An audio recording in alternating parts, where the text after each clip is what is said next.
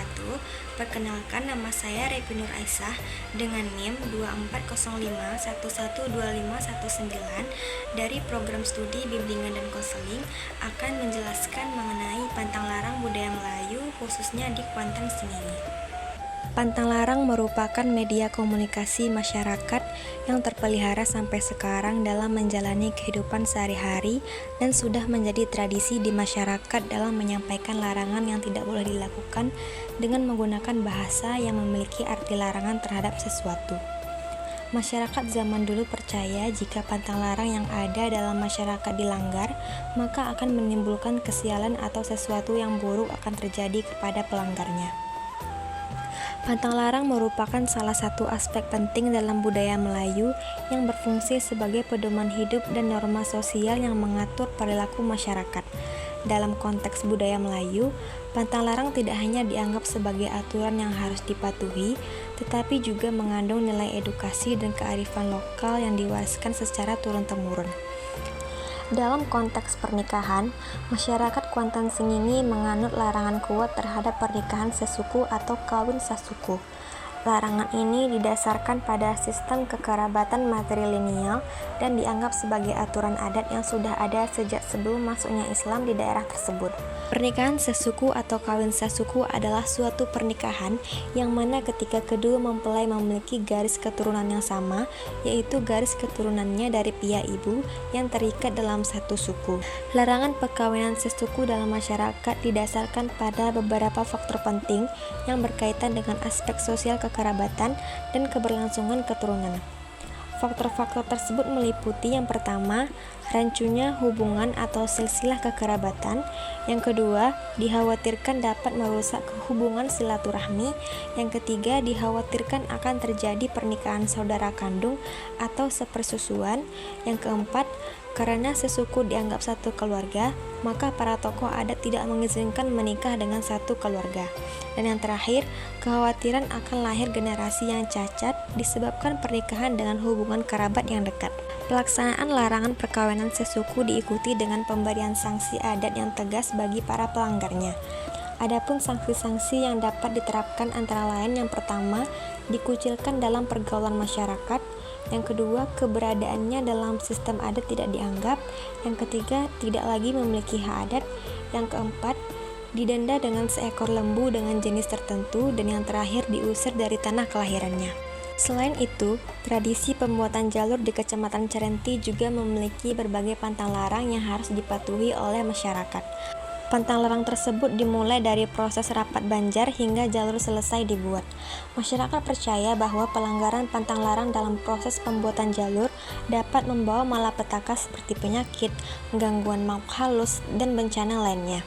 Sebelum menjadi sebuah jalur yang utuh dan dapat didayungkan serta dilombakan di Sungai Kuantan, terdapat serangkaian prosesi adat istiadat dalam pembuatan sebuah jalur dan juga terdapat pantang larang dalam perahu jalur tersebut, baik itu dari proses mencari kayu jalur sampai dengan perlombaan jalur. Dalam tradisi perahu jalur, pantang larang itu masih ada, mana perbuatan atau tindakan yang boleh dilakukan dan mana harus berpantang dalam perahu jalur, baik itu dalam penurunan sampai pada anggota-anggota jalurnya. Yang pertama yaitu rapek banjar atau rapat desa.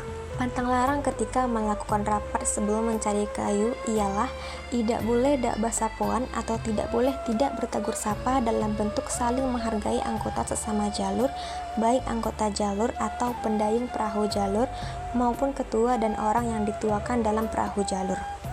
Tujuannya supaya tidak adanya anggota perahu jalur yang merasa tersinggung atau merasa berkecil hati dengan ucapan yang tidak sesuai dengan keinginan dari anggota perahu jalur.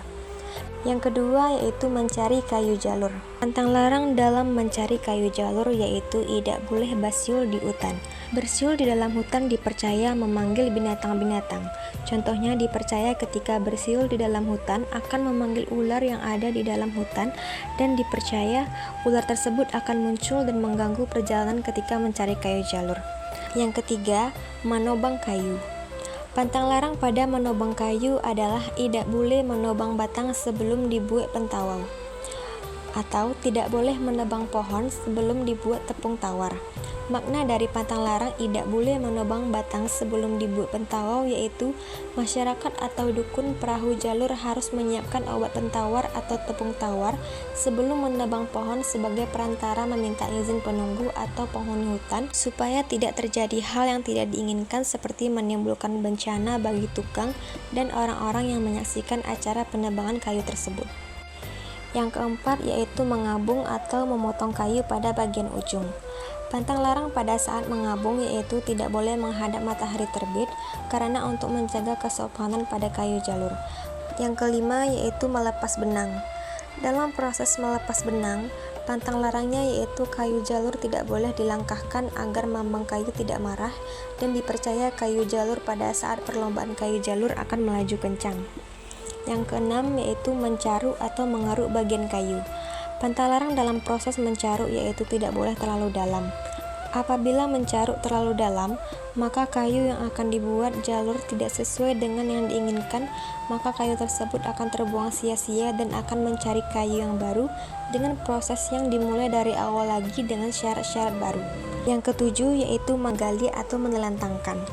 Pantang larang dalam hal ini yaitu tidak boleh perahu diinjak pada bagian luan dan kemudi karena akan menyebabkan haluan dan kemudi patah karena pada bagian luan dan kemudi sudah terbentuk. Yang kedelapan yaitu mengelo atau menarik jalur.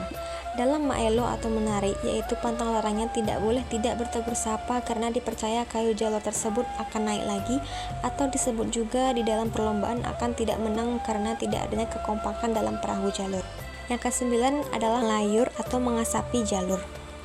Pantang larang saat melayur perahu jalur atau mengasapi perahu jalur yaitu tidak boleh api terlalu besar karena ditakutkan pada saat melayur membuat kayu jalur terbakar dan tidak bisa diperbaiki lagi atau harus membuat dan mencari kayu jalur yang baru dan harus melewati proses dari awal. Yang terakhir adalah menghias jalur. Pantang larang sudah perahu siap harus dibuat pengasokan dilakukan pada saat pertama kali setelah perahu sudah dibuat oleh tukangnya dan sudah siap dicat dan dilukis di pinggir perahu. Pengasapan ini hanya boleh dilakukan oleh pawang jalur atau dukun.